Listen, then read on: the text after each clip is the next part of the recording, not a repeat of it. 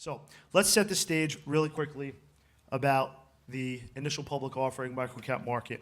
And I think in order to understand where we are today, we have to spend a couple seconds understanding where we've come from. So back in 2021, as everyone can see and knows, everyone could get a deal done. It was easy. I mean, we joke in the industry and say we could have taken a laundromat public in 2021. There was enough money and capital on the street. And then you can see in 2022 was the reality check. Number of deals, amounts of deals, valuations came, I wouldn't say crashing down, but steadily and rapidly down into the system. But here's a surprising statistic.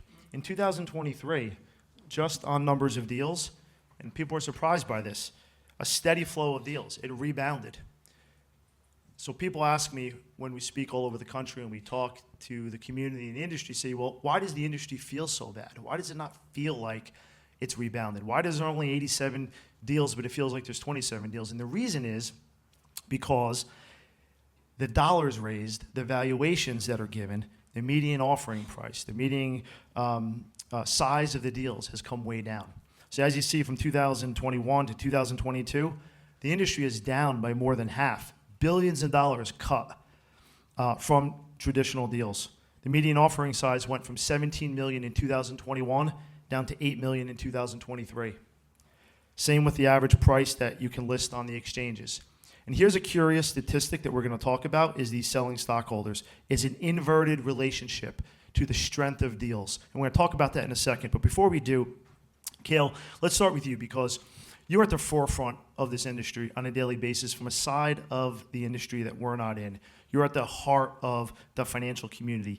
The data is the data, but give us your perspective on, comments on how you have seen this evolve over the last 3 years and where we are now.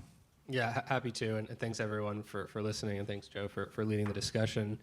So what we've seen is an evolution in deals in the past kind of 24 months whereby issuers could come to us, strong issuers who didn't need to bring any of their own capital. That's either insiders or directed orders. That's kind of the friends and family zone, and could still get a $10+ million deal completed with new investors, right? New third-party institutional, primarily institutional investors. What we've seen over the past year and even more recently is because of the aftermarket pressures, where majority of deals traded down in the 2023 timeframe, the institutions really backed away from taking that long-only risk, that the stock would trade well.